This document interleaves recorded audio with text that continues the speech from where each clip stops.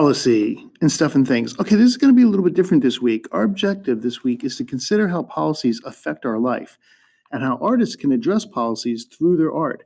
Your central question is going to be, how can I make art that addresses a policy? So what we're going to talk about here today is some common policies that affect us every day.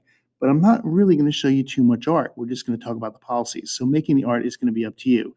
So let's check out some of the policies. Well, here's one to start with right away. Classroom Code of Conduct. Number 1, I will be polite at all times. Number 2, I will work quietly and do not disturb. You know, every school has policies like this. It's sort of like rules you're supposed to follow, but you're not going to go to jail if you don't follow them. So they're really just policies. So 1 is your classroom code of conduct. That's definitely a policy.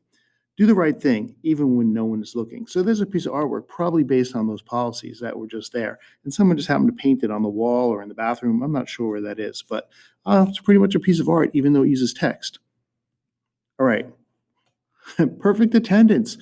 Here's fun ways to take attendance. There's an attendance policy. Like people expect you to be in school, and taking attendance is part of a policy that teachers have to take the attendance and students have to come. So everyone is affected by the attendance policy. It's just something you have to be there.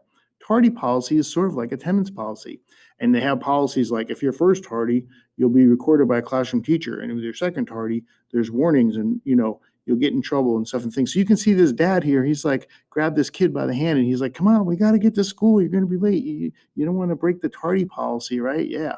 Now, you all probably are familiar with this. What I'm going to say about this policy, well, there's dress code policies. And I think this guy on the right here, he is breaking the Starbucks dress code policy because his shirt is opened a little too far. And these girls on the left, what is up with their knees? I am distracted and cannot read the poster because of their knees.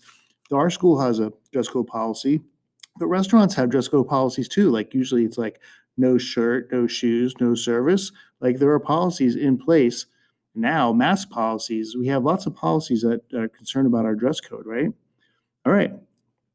Cell phone policies, like the one on the right, no cell phone zone. And then the policy, students who use their cell phones in class without being instructed to do so by the teacher will earn a 0 for their classroom or test grade. That's a policy about the cell phone usage, right? And there are reasons for the policies, right? They're not all bad for just to get on your case. Like sometimes it's like, if you're on your cell phone, you might not be paying attention. And if you're not paying attention, you're not going to learn, right? So there's reasons for policies.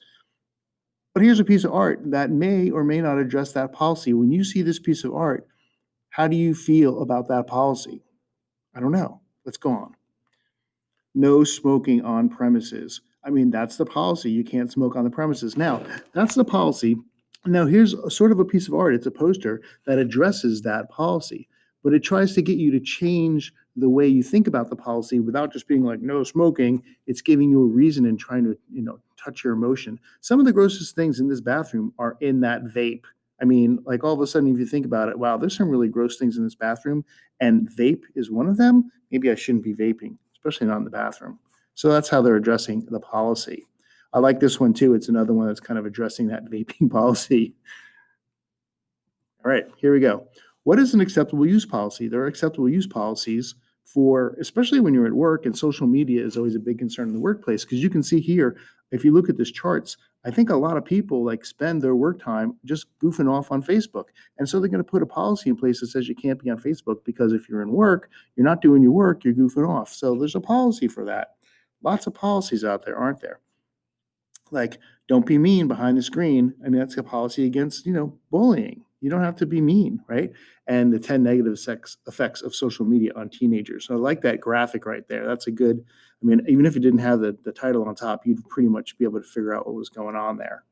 All right, let's just look at some art that may address a policy without me even saying anything. You know what the deal is.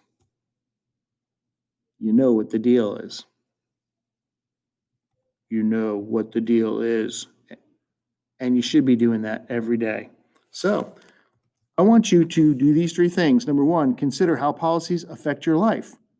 Number 2, select the policy you want to address. And then 3, I want you to create a work of art that addresses that policy in the method that you want to address it. So it's a lot of open window doors here you're going to have to jump through to figure out how to make this week's art. It's going to be challenging, but I know you are up for the challenge. All right, let's make the art.